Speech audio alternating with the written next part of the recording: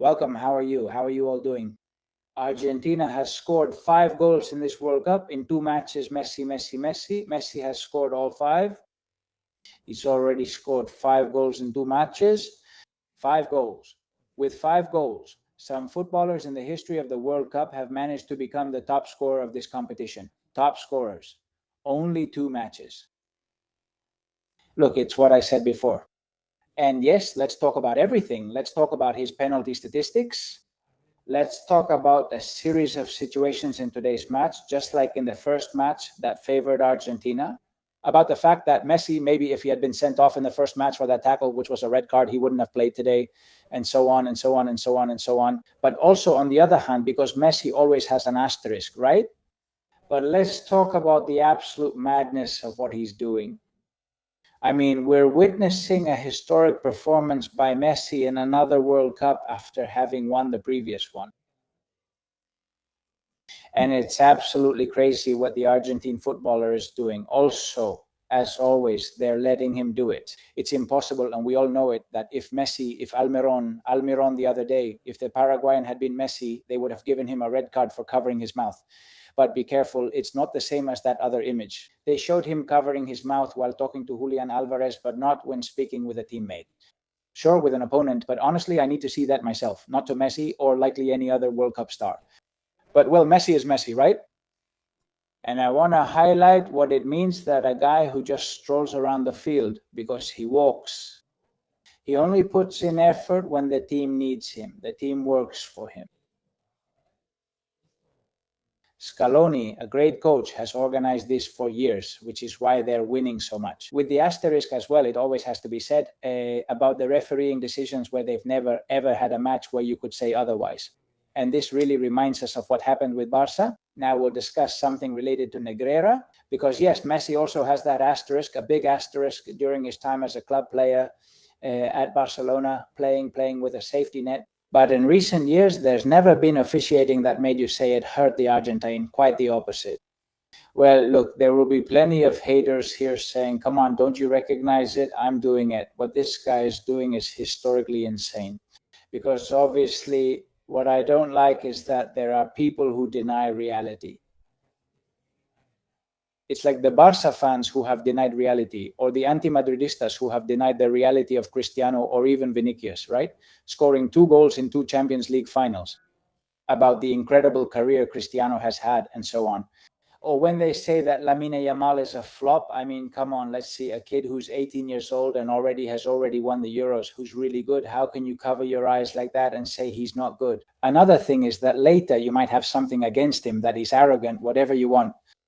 But people who turn their backs on reality, not just with soccer, but with everything else, I just can't. I can't. You won't get me there, but we have to talk about everything. I insist everything has its nuances, and Messi has always had everything going for him in his career.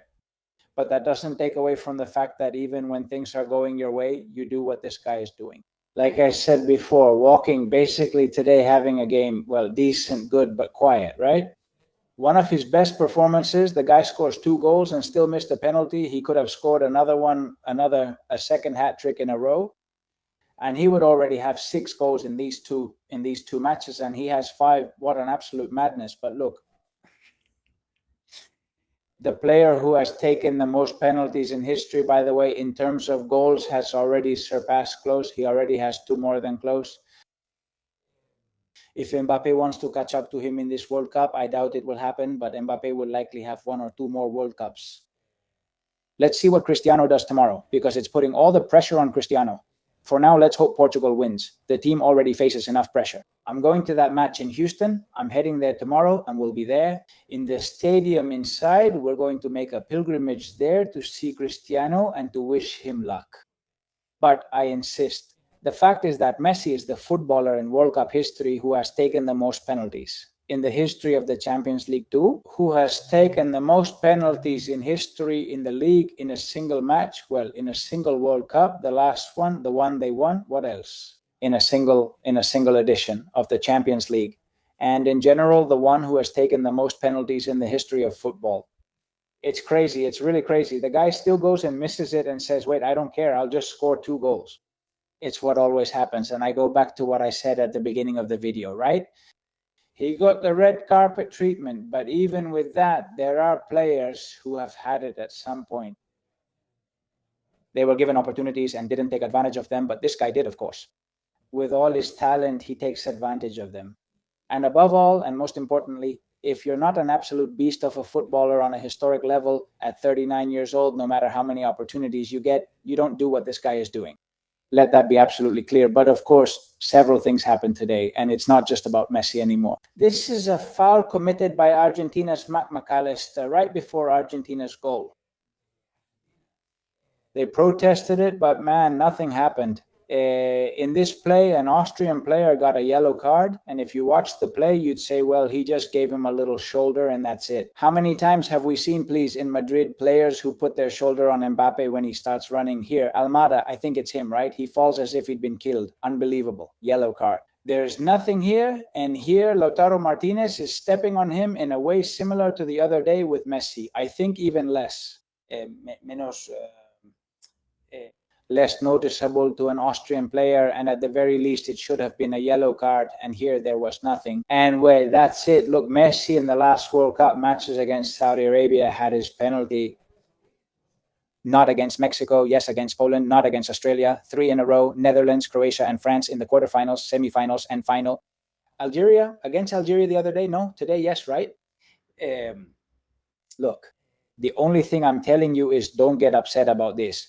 Today, I wanted Argentina to win, and I'll explain why. Because I want them to be first in their group, because I don't want to see them. I mean, as a Spaniard and for the Spanish national team, I don't want to see Argentina, especially not in the round of 16. Careful, Spain could mess up. If we finish second, which I don't rule out, although I think that if we play like we did the other day against Saudi Arabia, we're going to beat Uruguay, even though they won't make it easy for us. Because after all, Uruguayans have incredible pride, and we have to fight against that too, but a draw is enough for Spain. I think I can see, if Spain slips up, I can see them drawing against Uruguay, who will give it their all. We would avoid Argentina. That's why I want Argentina to be first, and that's it. So today's result didn't really hurt me that much. In fact, you know what? I used to have a bit more hate for them, and look, I have Argentine relatives, Argentine friends. Argentina in the last World Cup, but not so much because of Argentina or Argentinians, but because I didn't want Messi to win it. Now that he's already won one, it's not that I don't care if he wins another, but I'm just not as focused anymore, and it didn't do me any good. Like in the last World Cup, trying to keep those guys from winning the World Cup. Look, let them go first, let them play, and eventually some team will knock them out, or maybe not, or maybe not. Anything can happen. Related to this news came out today, which is what we all already know. With the famous Pelicano report, this is getting attention, and it's objective. During all these weeks of things that have happened throughout the whole process, Negreira before and after the facts became known, which are absolutely scandalous, and that also implicate the government. Especially in the case of Albert Soler, Moncloa appointed a former Barca boss twice to the CSD, the Higher Sports Council, a government body. By the way, in parentheses, the one that allows Dani Olmo to play under that very provisional injunction. And if you ask them where that is, they'll tell you, well, in that case, with the injunction. Barca has helped many times, so later on when they go around saying it's against everything and everyone, and Madrid and the state team and all that crap they throw around, the team most favored by two governments, the Catalan and the central one, Spain's, has been FC Barcelona. Moncloa appointed a former Barca boss to the CSD twice during Negreira's investigation. Albert Soler was appointed as the top official of the organization in 2 key years of the case in 2021 and 2022. And he was a guy who not only knew about all of this, but had also been involved. He was at Barca when Negreira was paid. That's how they tell it in the objective, to keep it short, which is summarized here by Marcos Sierra, who is the one reporting all the information coming from that Pelicano 2.0 report that they have taken to UEFA. Wait, I think it's not being heard, or maybe you guys can hear it and I can't. Here it goes.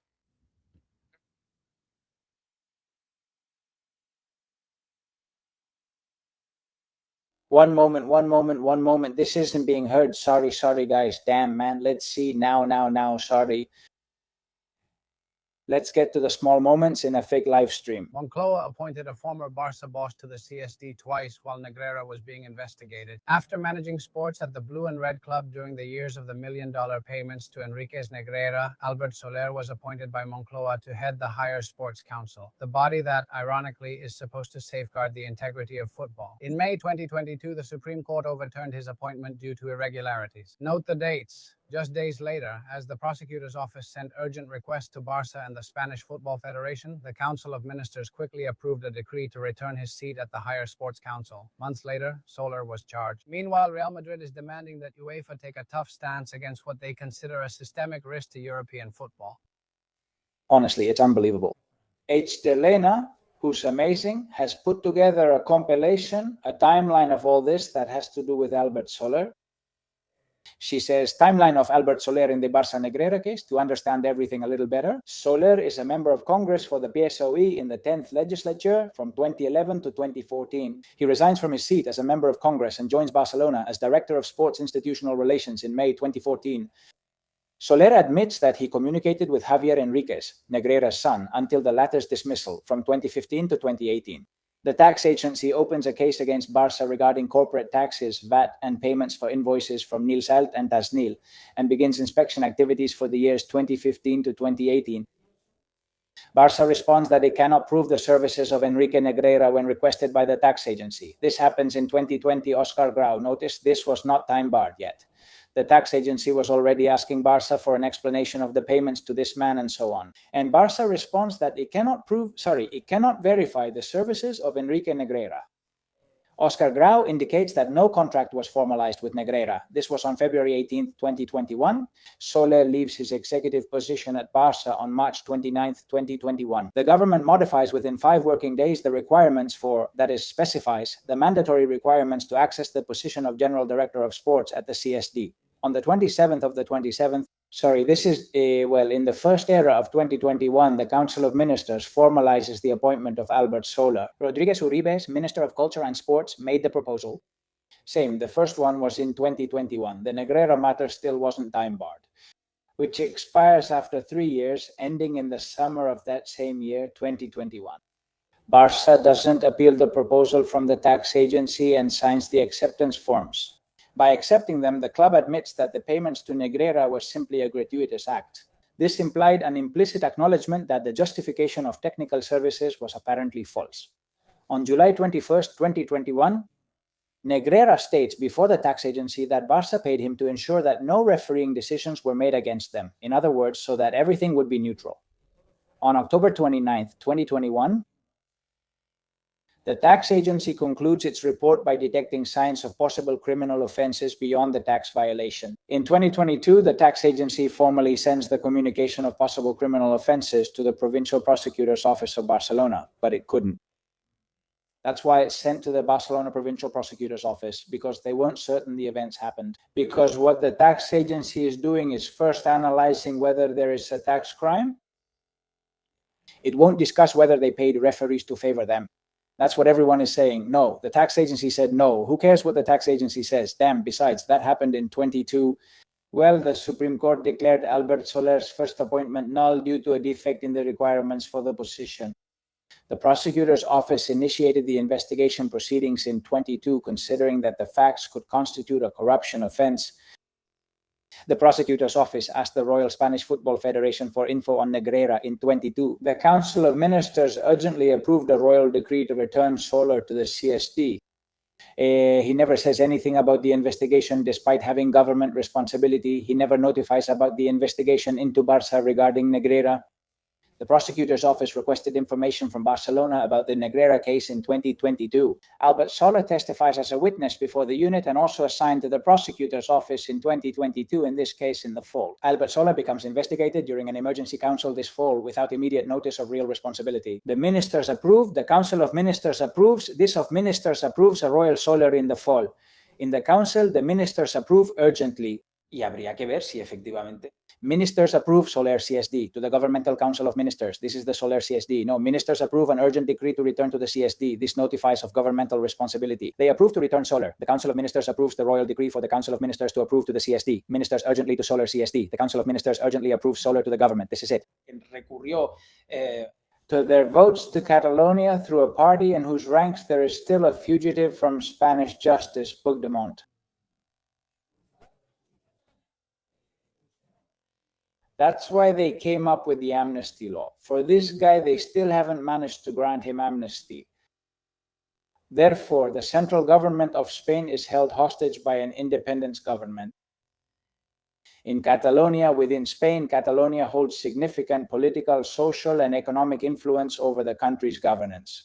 This has been the case for many years, and all governments have dealt with it. Governments of all kinds have always depended on the votes of the Catalans, whether they are separatists or not.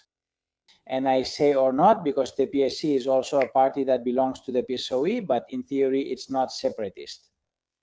The fact is that they don't want to let Barça fall. Barça means a lot in Catalonia. And I've always told you what it looks like is what it is. Surely, or allegedly, let's put it that way, since Barça is so strong in Catalonia and Catalonia has so much influence in Spain, well, 2 + 2 = 4. And of course, these moves by Albert Soler are very suspicious.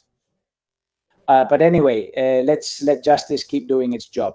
By the way, this is separate from what UEFA should have already decided. Because here, the most important thing, forget about Albert Soler and many other things, is that Barça paid the second in command of the referees for 20 years under 4 different presidents.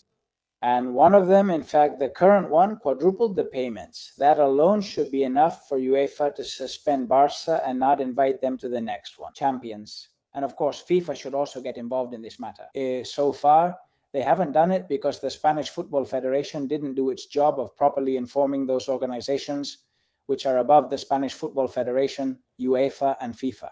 This is a long story. Don't worry, I know it's long and frustrating, but I have faith, especially in the ethical path. And then there's the criminal path, right? Which is in its investigation phase. See you in the next one. Thanks for being there. Give it a like if you enjoyed this video. Subscribe to the channel. Please comment, share, and hype up the video. It really helps. And like I said, see you later. Bye. Bye.